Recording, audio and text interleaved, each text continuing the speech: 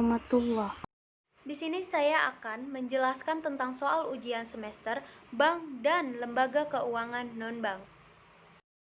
Soal nomor 1 adalah sebutkan dan jelaskan tugas Bank Indonesia. Yang pertama adalah menetapkan dan melaksanakan kebijakan moneter.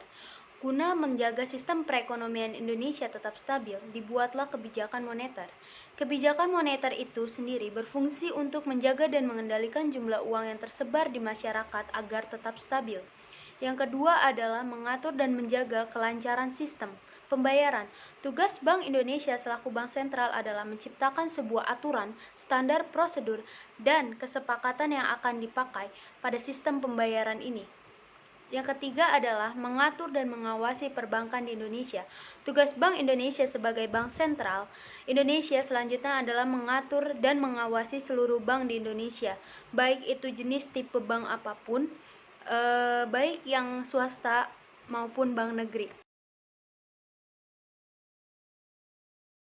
Soal nomor 2 adalah apa yang dimaksud dengan OJK dan jelaskan pula tujuan, fungsi, dan tugas OJK. OJK adalah Otoritas Jasa Keuangan, lembaga independen yang mempunyai fungsi, tugas, dan wewenang pengaturan, pengawasan, pemeriksaan, serta penyelidikan. OJK dibentuk berdasarkan UU Nomor 21 Tahun 2011. Tujuannya adalah keseluruhan kegiatan di dalam sektor jasa keuangan terselenggara secara teratur, adil, transparan, dan akuntabel. Yang pertama adalah mampu mewujudkan sistem keuangan yang tumbuh secara berkelanjutan dan stabil, dan mampu melindungi kepentingan konsumen dan masyarakat, yang berfungsi menyelenggarakan sistem pengaturan dan pengawasan yang terintegrasi terhadap keseluruhan kegiatan di dalam sektor jasa keuangan. Fungsinya merupakan sebagai pengatur sektor jasa keuangan sebuah negara. Fungsi OJK juga berperan dalam mengawasi lembaga-lembaga atau industri keuangan secara terintegrasi. Di dalam lembaga atau industri jasa keuangan yang diawasi oleh OJK adalah lembaga perbankan, lembaga pasar modal, asuransi, pensiun, dan lembaga penyedia jasa keuangan lainnya. Tugas Otoritas Jasa Keuangan yang pertama adalah melakukan pengaturan, pengawasan terhadap kegiatan dan keuangan di sektor perbankan. Yang kedua adalah melakukan pengaturan dan pengawasan terhadap kegiatan jasa keuangan di sektor pasar modal. Yang ketiga adalah melakukan pengaturan dan pengawasan terhadap kegiatan jasa keuangan di sektor lainnya seperti dana pensiun, asuransi, maupun lembaga keuangan lainnya. Nomor 3, soalnya adalah apa yang dimaksud dengan pasar modal syariah, di mana perbedaan saham, suku, reksadana syariah, dan bagaimana mekanisme transaksinya di pasar modal syariah. Pasar modal syariah merupakan kegiatan pasar modal yang tidak bertentangan dengan prinsip syariah di pasar modal. Kemudian terdapat produk dari pasar modal syariah. Yang pertama adalah saham, yang kedua adalah suku, dan yang ketiga adalah reksadana syariah. Kemudian saya akan menjelaskan perbedaan dari ketiga produk tersebut. Yang pertama adalah saham. Saham merupakan surat berharga, bukti penyertaan modal kepada perusahaan dengan bukti penyertaan. Yang tersebut, pemegang saham berhak mendapatkan bagian hasil dari usaha perusahaan tersebut dengan tidak melanggar prinsip syariah. Kedua, suku merupakan istilah baru yang dikenalkan sebagai pengganti dari istilah obligasi syariah atau Islamic bonds. Obligasi syariah di dunia internasional dikenal dengan suku.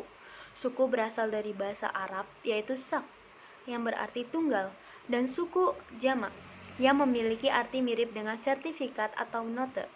Obligasi syariah atau suku merupakan surat berharga atau efek berupa pernyataan modal yang diterbitkan oleh penerbit suku yang dilakukan sesuai dengan prinsip syariah. Reksadana syariah. Reksadana syariah merupakan ruang untuk menghimpun dana dari pemodal yang dikelola dan diinvestasikan oleh manajer investasi atau MI.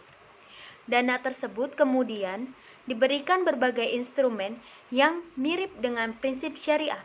Reksadana syariah dikenal pertama kali di Indonesia pada tahun 1997.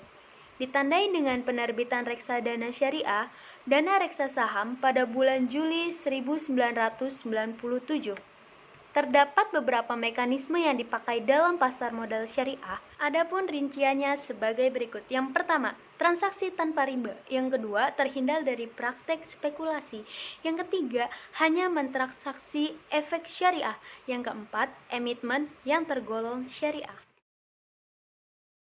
Soal selanjutnya adalah soal nomor 4, yaitu bolehkah asuransi syariah dibawa di tengah jalan? Dan jelaskan, asuransi syariah adalah sebuah sistem di mana para peserta yang menanggung resiko atau sharing effect dengan mengibahkan sebagian atau seluruh kontribusi melalui tabarruk yang akan digunakan untuk membayar klaim.